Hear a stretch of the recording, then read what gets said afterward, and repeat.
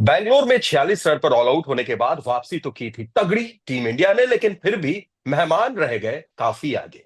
स्वागत है आपका ESPN cricket for match day Hindi में, और हम अब बात करने वाले हैं पुणे टेस्ट की, जिसके लिए हमारे साथ जुड़ चुके हैं संजय मांजरेकर। बहुत बहुत स्वागत संजय भाई आपका। संजय भाई, उस थैंक यू जी। मैच आपने में बिल्कुल सही कहा कि मेहमान नवाजी की हमने बैंगलोर में। अच्छा है कि दूसरा टेस्ट मैच लखनऊ में नहीं है। वहां पर भी शायद हम बोलते कि पहले आप। बिल्कुल, लेकिन अच्छी चीज ये है संजय भाई कि इस मैच के लिए गिल अवेलेबल है। ऋषभ पंत की भी बात कही जा रही है कि वो भी अवेलेबल है, यानी दोनों के दोनों अगर ये मैच खेलते हैं। पंत तो पिछली बार भी खेले थे एज ए बैटर, कीपिंग उन्होंने बहुत कम की थी। गिल अगर आते हैं तो यहां पर क्या चेंज आप देख रहे हैं? केएल राहुल को जाना होगा या फिर सरफराज खान को मजबूरी में बाहर जाना पड़ेगा? ना ना ना, ये नहीं होगा। केएल राहुल को ही जगह करनी होगी। और बुरा लगता है क्योंकि इनका जो फॉर्म होता है केएल राहुल का वो बरकरार रखते नहीं। 8 या 9 टेस्ट हंड्रेड है इनके, और औसत केवल 34 का। और जो हंड्रेड्स किए उन्होंने दो साउथ अफ्रीका में, ऑस्ट्रेलिया में, कठिन, इंग्लैंड में भी एक हंड्रेड है, तो बहुत ही क्वालिटी हंड्रेड। उसके बावजूद उनका फॉर्म और उनका परफॉर्मेंस ओवरऑल इतना अच्छा नहीं रहा है। और अभी चैलेंजेस आ रहे हैं। Shubman Gill in form player है, तो जब वो फिट हो जाएंगे तो सीधा वो आ जाएंगे। और विराट कोहली बार बार नंबर 3 पे नहीं खेल सकते, तो शुभमन गिल अंदर आएंगे और केएल राहुल शायद बाहर। बेशक केएल राहुल की अगर बात की जाए तो उनके लिए ये चीजें ऐसी हैं जो सच सच में ऐसा लगता है कि क्या सही हो रहा है या नहीं हो रहा है, लेकिन अब मजबूरी यही है। जिस हिसाब से सरफराज खान ने बल्लेबाजी की, पिच की अगर आप बात करें संजय भाई, क्योंकि ये काफी सुर्खियों में है, ये खबर सोशल मीडिया पर छाई हुई है कि टीम इंडिया जिस तरीके से वहां पर बैंगलोर में उनके साथ हुआ है, ये स्लो पिच मिलने वाली है, काली पिच मिलने वाली है, टर्न होगी। लेकिन मैं हमेशा जब आपसे पिच पर बात करता हूं तो आप बड़े अच्छे से एक चीज बताते हैं कि स्पिन होना और रैंक टर्नर होना, धीमी होना और तेज स्पिन होना, बहुत फर्क है। तो थोड़ा आप समझाएं इस बारे में। देखिए, पिच तो बनेगी जैसे भारत को चाहिए था। बैंगलोर में भी कोशिश हुई थी, लेकिन मौसम थोड़ा सा भारत के अगेंस्ट गया। बारिश हुई, इसीलिए सीन बोनस को बहुत ज्यादा मदद थी पहले दिन। अगर पूना में बारिश नहीं गिरती और टिपिकल इंडियन टर्निंग पिच हो, तो फिर इंडिया ये मैच जीतेगी, ये मुझे लगता है। लेकिन कितने आसानी से जीतेगी ये डिपेंड करेगा कि ये पिच रैंक टर्नर है या केवल टर्नर है। अगर न्यूजीलैंड सीम बोलर्स को कुछ खास मदद नहीं होगी, तो फिर भारत हर डिपार्टमेंट में बहुत बढ़िया। और ये भी ना भूले कि बैंगलोर में जब उनको मदद मिली न्यूजीलैंड को, 46 पे ऑल आउट हो गए, उसके बावजूद भारत ने कॉम्पीट किया पूरे टेस्ट मैच के अंत तक। तो जब वो एडवांटेज जो पहले दिन का न्यूजीलैंड को मिला, अगर वो ना मिले, तो फिर भारत फिर से हमें कहना चाहिए फेवरेट है जीतने के लिए। और क्या एक बार फिर टॉस बेहद अहम हो जाएगा, क्योंकि अगर पिच ऐसी मिलती है तो दोनों कप्तान चाहेंगे पहले बल्लेबाजी की जाए? आ, पता नहीं कैसे होगा, क्योंकि बहुत बार ऐसे भी हुआ है टर्निंग पिचेस पे, जब धोनी कप्तान थे तो विजिटिंग टीम टॉस जीत के पहले बल्लेबाजी करती थी। और कभी कभी क्या होता है कि टर्निंग पिच में भी थोड़ी सी धार होती है पहले दिन, और फिर आस्ते आस्ते कभी कभी स्लो होने जाता है पोस्ट टी सेक्शन में। तब जल्दी से सिमट जाती थी विजिटिंग टीम, और दूसरे दिन पे बहुत बढ़िया बैटिंग पिच होता था। तो ये सब चीजें कैलकुलेट करने वाली हैं। तो उस समय पिच कैसे दिखेगा और माहौल, वेदर फोरकास्ट कैसे होगा, क्योंकि अभी भी बारिश गिर सकती है, तो उसके ऊपर डिपेंड करेगा। संजय भाई, जो 2017 में हमने देखा इस मैदान की अगर बात की जाए तो वहां पर स्टीव कीफ ने 12 विकेट निकाली थी स्पिन फ्रेंडली पिच के पर में, और भारत वो मुकाबला हार गया था 337 रनों से। हालांकि स्टीव स्मिथ का भी वो शतक था, लेकिन स्थितियां बदल गई थी जब 2019 में खेला गया था मुकाबला। वहां पर 650 रन से ज्यादा भारत ने बनाया, 254 विराट कोहली ने बनाए, और शायद वो आखिरी मौका था जब भारतीय टीम ने टेस्ट में फॉलो ऑन दिया था किसी टीम को और इनिंग्स से जीता भी था।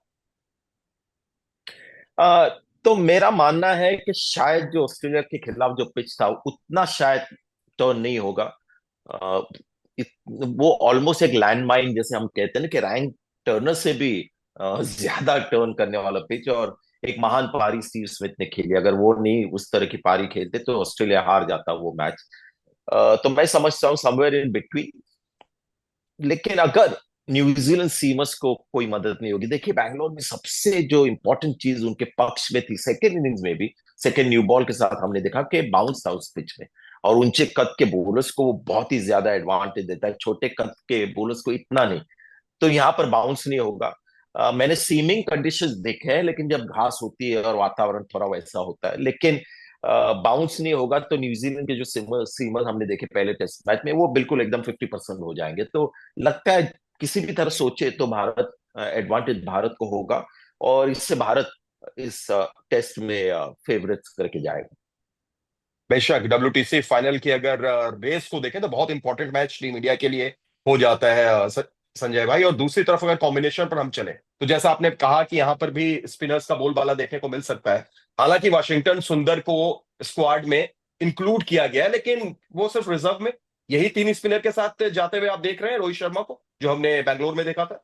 लेकिन आपको थोड़ा सोचने पे मजबूर करते ये सिलेक्शन, क्योंकि वॉशिंगटन सुंदर को एक ऑप्शन करके लाया है, तो उसके पीछे सोच क्या होगी। टीम कैंप ने कहा है कि ऑफ स्पिन जो लेफ्ट हैंडर्स के बाहर लेके जाने वाले गेंदबाज ऑफ स्पिनर, वो अगर अधिक हो, क्योंकि उनके पास टॉप 3 लेफ्ट हैंडर्स अच्छे वाले मेन प्लेयर्स, तो कहीं ना कहीं अगर वो ऑप्शन हो, चॉइस हो, तो अच्छा है। कुलदीप यादव वैसा कर सकते हैं, लेकिन मेरा सोचना यह है कि वॉशिंगटन सुंदर की बल्लेबाजी के बारे में भी थोड़ा सोचा जा रहा है। तो क्या एक स्पिनर को ड्रॉप करेंगे, या फिर एक दूसरा आउट ऑफ द बॉक्स एक सिलेक्शन हो सकता है कि अगर सीन के लिए कोई मदद ना हो, तो फिर न्यूजीलैंड को बिल्कुल कुछ ना दे उनके पक्ष में, और एक अधिक स्पिनर खिलाए। भारत ने ऐसे पहले भी किया है, बहुत साल पहले एक सीमर से गया, और बुमराह जैसा अगर सीमर हो तो वो 2 के बराबर है, और पूरी तरह स्पिन से अटैक होगा शायद नहीं, लेकिन हु नोस, क्योंकि बेन स्टोक्स ने दिखाया कि अलग तरीके से पूरी तरह से वन वे सोच से अगर आप जाएंगे, तो फिर आजकल टेस्ट मैच में वो वर्क कर जाता है। क्योंकि वॉशिंगटन सुंदर को क्यों टीम में लाया, इसके वजह से मेरा थोड़ा वो दिमाग उस दिशा में चल रहा है। बिल्कुल, और अगर ऐसा होता है तो कोई हैरानी भी नहीं होगी, क्योंकि एक तरफ अगर नई गेंद के बेस्ट सीम बॉलर बुमराह है, तो उनके साथ नई गेंद के best spin spin bowler Ashwin भी हैं संजय भाई, जो आप अक्सर कहते भी हैं। Good point. बिल्कुल, तो चलिए देखते हैं कि क्या होता है। लेकिन न्यूजीलैंड के लिए खबर यह है कि केन विलियमसन इस मैच में भी नजर नहीं आएंगे, वो नहीं जुड़ रहे हैं।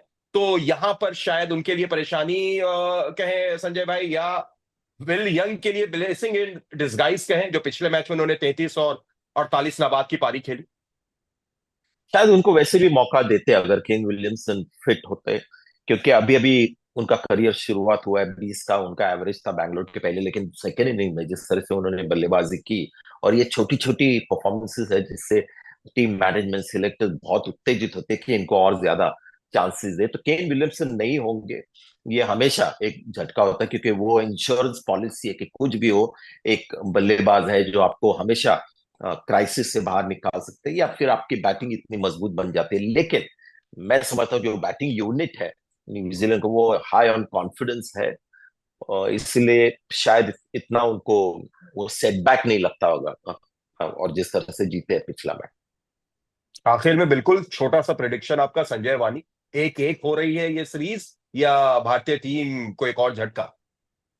नहीं नहीं, 1-1, 1-1।